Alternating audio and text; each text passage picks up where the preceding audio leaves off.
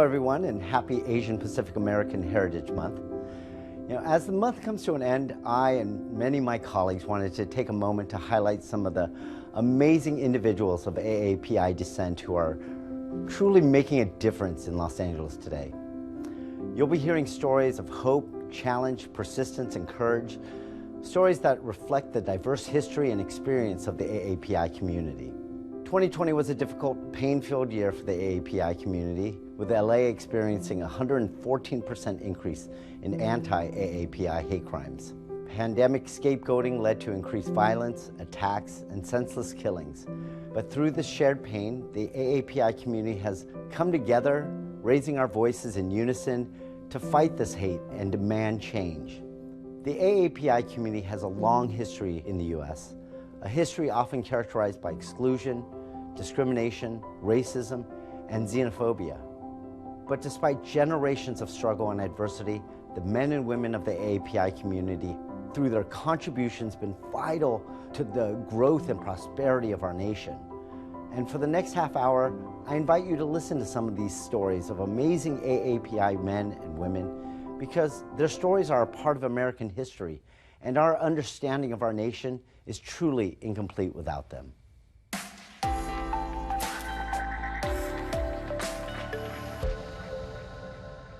I'm here today honoring one of our heroes of the East San Fernando Valley, our Senior Lead Officer, Carol Sawamura, who has been a Senior Lead Officer in the North Hollywood Division for the entire time that I've served on the City Council. Carol, welcome. It's great to be able to have a chat with you and to be able to recognize all that you've done in service.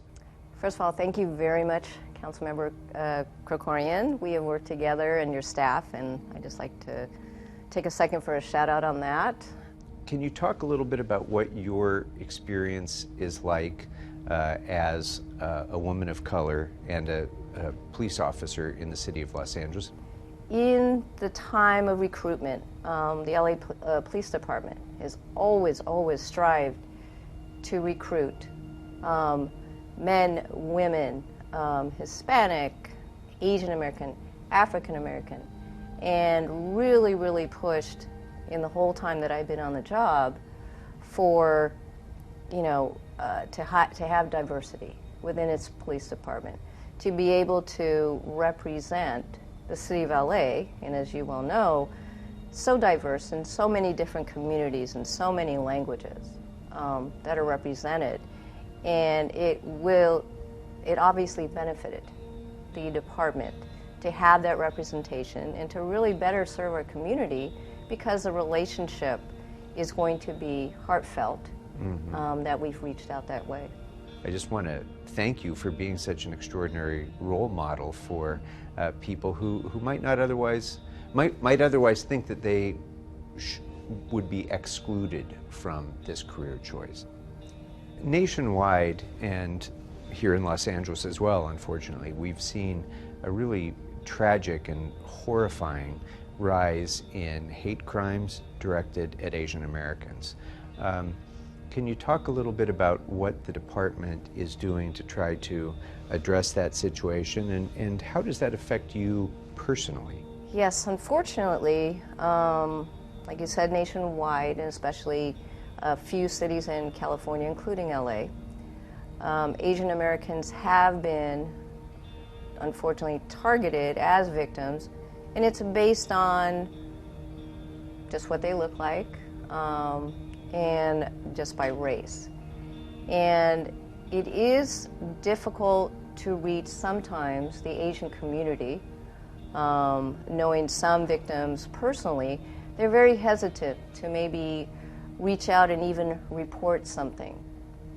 So the one thing that the LAPD has really basically done recently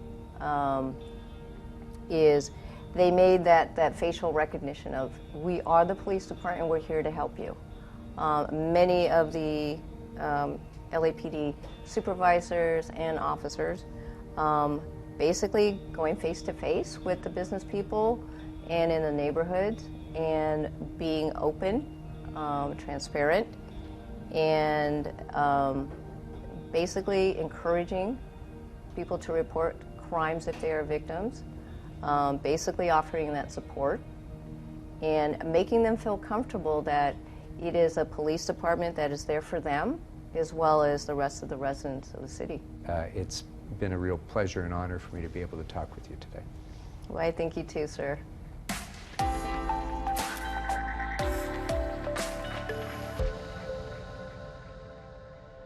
Now it is my pleasure to introduce our next honoree, Alan Kim. Alan is this year's recipient of the Rise Award for Entertainment. At the age of 7 years old, Alan Kim stole our hearts and earned rave reviews for his portrayal of David Yi in Lee Isaac Chung's American epic Minari. Alan, thanks for joining us. Thank you so much. First of all, thank you so much for giving me the Rise Award for Asian Pacific American Heritage Month. I played the role of David in the Oscar-nominated film Minari.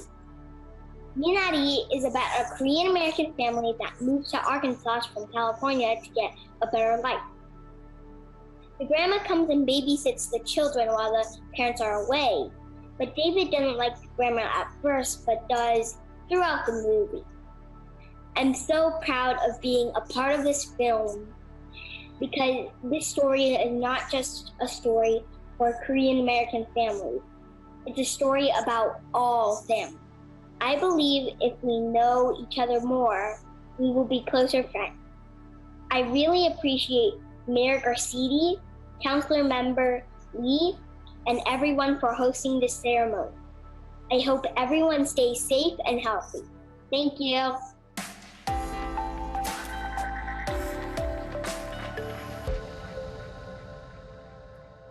Hi, I'm Los Angeles Councilmember Paul Karetz from the 5th Council District. Today I have the great honor of honoring Vince Wong for Asian Pacific American Heritage Month. Vince, so happy to see you, my friend, and to honor you here today. I'm so privileged and honored to be acknowledged by you in the 5th District in the city. All the things that you've done are so akin to the things that I care about and my office cares about. How did you get interested in supporting animals and trying to make their lives better and to reduce cruelty to animals in the city and beyond? Yeah, animals are, like I said, such an important part of families and an important part of our society. Each individual has, and each family should have the opportunity, should have the privilege to have a pet as part of their family. And it's always been overlooked. To this day, many people still consider pets as disposable. They surrender them or abandon them when they no longer feel that they need them in their lives or can support them in their lives. So any opportunity that we can have to keep all families together, they should be considered as part of the family, and we need to be mindful of public policy. We need to be mindful of the decisions we make as a city and as a society and as a family to keep pets together with their families, with the people who love them, and vice versa. I wonder also if you could talk a little bit about volunteering on community issues like HIV and AIDS. Civic engagement and being a part of your community outside of yourself and outside of your profession can be a very invigorating way to be engaged. So I've had the opportunity and the time to invest into a lot of causes, including HIV/AIDS, including LGBTQ rights, including some human services and social justice issues. So a plethora of issues that really focus for me on the most underserved populations and those who really could be uplifted by just an external voice or an external ally and provide that stability for people who need it the most. Your incredible record of community involvement and support is really unmatched. And it's my honor to have you as my API honoree, and terrific having you here today. Thank you, Councilmember, and thank you to the City of Los Angeles.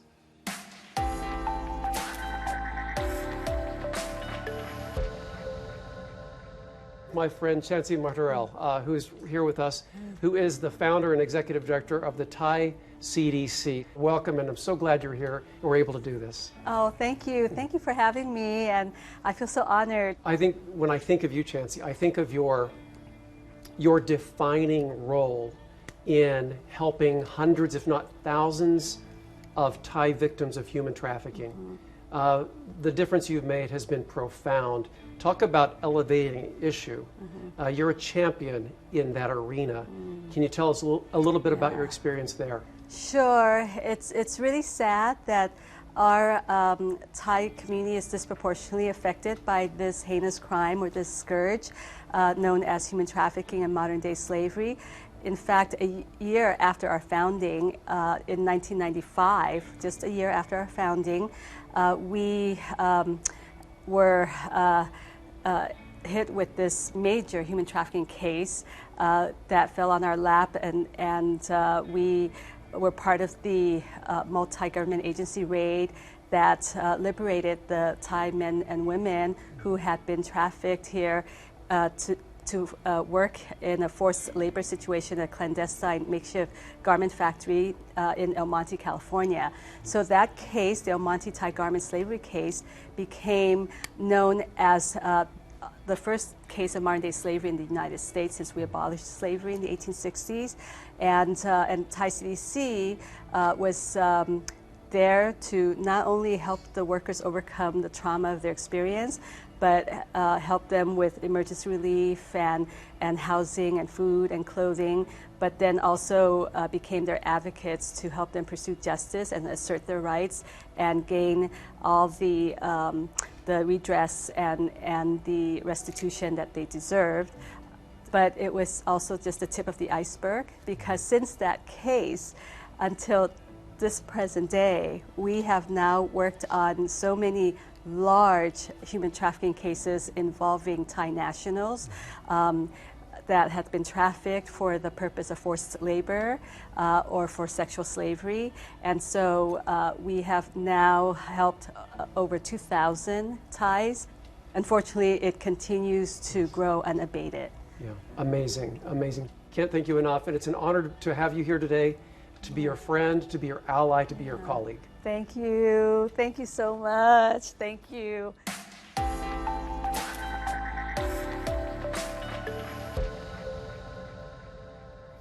My second guest today in celebration of Asian American Pacific Islander Month is a CD13 resident, Justin Faronda. Humbled to be here. Thank you for choosing myself and my restaurant to celebrate this month with you guys. So here we have an American born here, raised here in the neighborhood that I represent on the City Council, historic Filipino town, an incredible community. People such as yourself reinvesting in the place where you grew up. So what inspired you to open Hi-Fi Kitchen?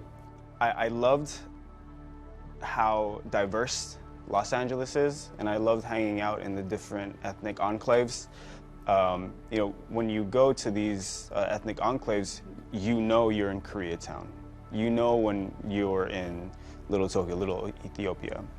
But when you come to historic Filipino town, it's not the same. And so as an adult, so many years later, I was thinking, this is still that way. Doesn't seem like anyone's doing anything about the visibility of the neighborhood. And that's why I named my restaurant after the neighborhood, Hi-Fi, historic Filipino town, the first two letters of each of the words. That way people can say it, we can be in people's mouths, we can be in people's consciousness.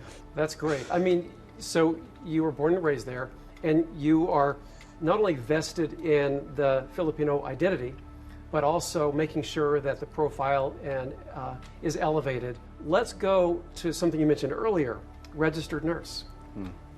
You had put that behind you to work to open this restaurant and pursue your other interests. Then the pandemic hits, and your skills are needed. February 22nd, 2020 was our 1-year anniversary, and about a week and a half later, everything shut down. Right? And so I would go home and, watch the news and see what's going on. I took a leave from the restaurant for 3 months, and I went back to the front lines. So everyone who's listening, I'm sitting across from a hero right here because, your story reminds me of when there is an actual war in our past history, and people re-enlist to go to the front lines because they meet the moment. And that's what you did. You met this moment, and that's what Los Angeles is all about.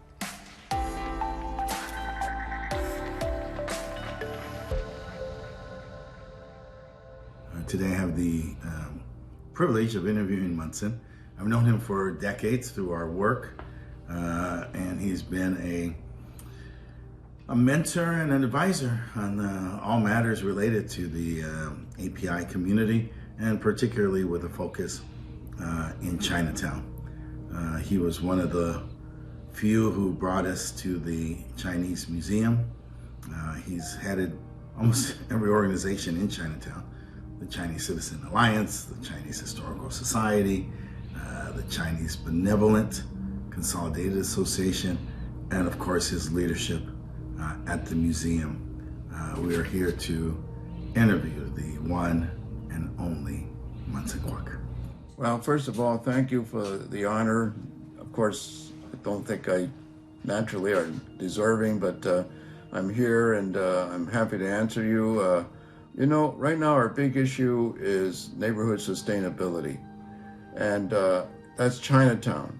And Chinatown has been a destination for all of Los Angeles visitors and people who live here. And it's been a challenge because it's been beloved. It's a colorful place, but we're changing. Munson, we're looking forward, coming out of the pandemic. Today, what do you see as your ultimate goal? What's your vision? Coming out of the pandemic, I think probably to make culture one of the centerpieces and emphases, together with economic vitality, will bring Los Angeles back to a better social and cultural center for America than it ever has been. And we appreciate that you're going to make that effort to emphasize the culture and the history of the neighborhoods, especially in the downtown area, which is the oldest part of Los Angeles. Munson, let me say from the bottom of our heart, thank you for your friendship, your mentorship, and most of all, your leadership. Thank you, Councilman. I appreciate again the honor.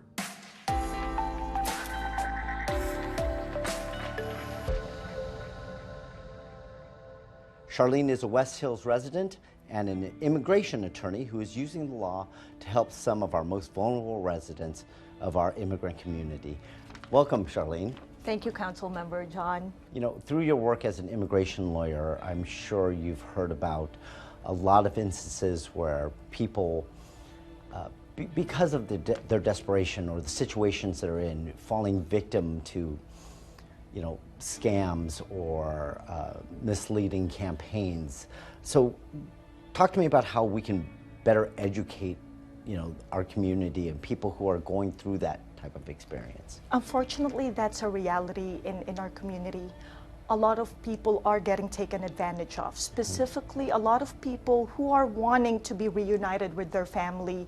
The immigration, the bedrock, the core is family reunification. So the older generations are trying to figure out, how am I going to bring in my children to the United States? And typically, due to lack of information or due to lack to access, they fall victim to people who are pretty much just preying on their naivety, on their lack of information, the lack of being able to communicate with someone and get good information about this scenario. You touched on it a little, but what does celebrating this month mean for you? Yes, Asian Pacific American Heritage Month for me is a time where we educate, where we make that awareness to other members of the community, AAPI, non-AAPI, to let them know that we are part of this great story of the United States. I always say this: every small ripple of every single group of the AAPI community can cause a big wave and big impact to the United States as a whole. It's not only important for people of Asian descent to learn about AAPI history, but it's important for everyone to learn about the sort of experience that we've all gone through. How do you hope to sort of broaden that for people and get that out there? Yes, I completely agree. Asian American Pacific Islander history is not just for our community, it is for everybody. The history of the United States is continuously getting weaved, and we are part of that thread to make the whole. So our experience should be known to everybody, to the United States as a whole, and one step that is getting us towards that direction is by mandating the ethnic studies courses over at universities and state colleges. So that's one good thing. The Asian Pacific American Heritage Month is a very good program and a very good celebration of our history, our accomplishments, our experiences. Thank you on behalf of the immigrant communities for everything that you're doing to help them out. Thank you so much for that, and I'm just so happy that we can spotlight you as a guest during Asian Pacific Heritage Month. And thank you so Month. much for this, Councilmember John. This is a big thing for the community, not just for CD12, but for our voices to be heard. Thank you for giving us this avenue. Thank you, Charlene. Thank you.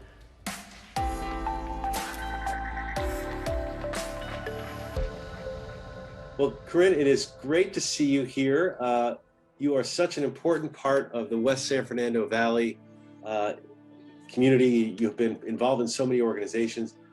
Maybe you could tell me a little bit about the work that you do. I started off by serving on the neighborhood council of Canoga Park for 9 years, weighing in on different issues that sometimes we don't necessarily choose, but have to. I'm thinking about weighing in on the LA River Master Plan. I know you've done a lot with homelessness. Can you tell us a little bit about the work you've done around homelessness? Yes, in terms of the work that I do for homelessness, I started again in Canoga Park helping people on the street and trying to connect them to services, and realized at some point that there was very limited work I could do. So I did work momentarily for the Los Angeles Homeless Services Authority, known as LASA as well, and doing outreach and really make a difference in the lives of folks on the street. I've always admired the fact that you look at the big picture stuff. You're trying to advocate on some of the Triple H issues and some of the policy, but you're also very hands-on. I mean, I've been out there on the streets with you in the past, talking to homeless folks who are in encampments, trying to guide them towards services and making sure they're aware of everything that's going on. And I always appreciate that your passion extends not just to the policy, but to really to the hands-on work that you do.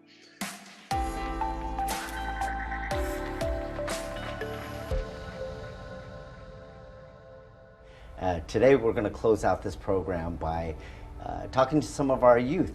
I'm proud to be joined by two alums of the leadership program that we have in Council District 12, Miguel Datok and Alyssa Park. Welcome, you guys.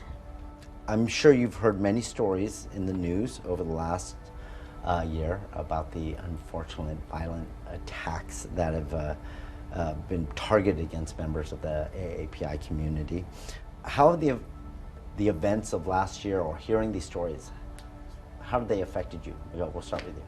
So it was very disheartening and very saddening to hear about the stories that have happened in the past few months. But in terms of how it affected me and my family, I think that it hasn't affected our perspective on our general safety and well-being here in the United States. And so despite the attacks, we don't let it control us, and we don't let it develop a fear into our mindset. And so we believe that although there are like a few discriminatory and racist individuals in the United States, it's not representative of the overall culture and the overall population. Alyssa, how about you? It was also disheartening for me, but opposite of what Miguel was saying, I'm actually a little more scared because I'm one a kind of petite girl, so I was always scared before that, like I was gonna get attacked anyways. But now on top of that, I'm Asian, and also I'm like in the target demographic of Asian hate crimes, Asian American hate crimes. So in the back of my mind, whenever I'm like walking my dog or like I pass by somebody, I'm just like, they're not gonna hate crime me, right? That, I don't like thinking like that, but it just like comes across my mind every single time. No, I mean, it's tough. Like, you know, when we've seen the attacks on some of our elderly, you know, even my mom, I don't know what to tell her when she says she's she's honestly, you know, afraid to, and it's sad because, you know, I don't know how to reassure her. How familiar are you with AAPI history in America? And do you think we learn enough of it? Sadly, I don't know too much about it in America because I literally learned it from my sister who's in college and chose to take like an Asian American class. And I definitely think that we should learn more about it because there's so many Asian people here and there's so much like rich history. And I feel like people will come to understand Asian Americans even more if we learn more about history. And I can't say that I know as much either about Asian American and Pacific Islander culture here in history, I should say, in the United States. And I definitely think that we should we should teach kids more about the different contributions that Asian Americans and Pacific Islanders have made in this country. As both of you, you know, delve more into the history, you guys are going to learn about some amazing stories and just a real part of, you know, of how we, you know, help build this country and the contributions that Asian Americans have made to it. I agree with both of you. That sort of gets glossed over, you know, when we learn about our history. And Asian Americans play an important part of that history, and we all need to learn more about that. Both of you, thank you so much for joining us today. You know, I'm proud to have you guys as former, you know, CD12 leadership class, and I know you guys are going on to do great things in the future. So I appreciate you both being with us here today. Thank you for having us. 6 women were among the victims of a horrific shooting in Georgia. They were killed because they were Asian. But anti-Asian violence is not new. It is part of our collective memory. As the families in Georgia mourn and memorialize the lives of their loved ones, we remember the history of racism our community has faced. In 1875, the Page Act passes, banning Chinese women from entering the United States. It's the first federal law to limit immigration. In 1882, the Chinese Exclusion Act passes, prohibiting Asian immigrants from becoming U.S. citizens. Its discriminatory practices survived for over 80 years. In 1885, 28 Chinese Americans are lynched and murdered in Rock Springs, Wyoming. 1930.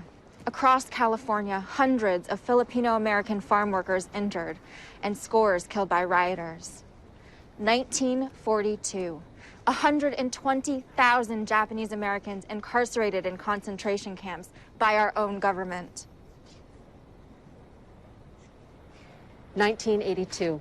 Vincent Chin beat to death by 2 men with a baseball bat right before his wedding.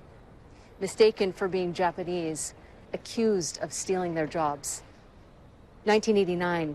5 Vietnamese and Cambodian children killed, more than 30 wounded. Stockton, California. In the wake of September 11, 2001, attacks against Muslims and South Asians surge. 2012, 6 Sikh Americans killed in a temple in Oak Creek, Wisconsin. This past year, almost 4,000 incidents of anti-Asian violence, including murders of our elders simply walking in their own neighborhoods.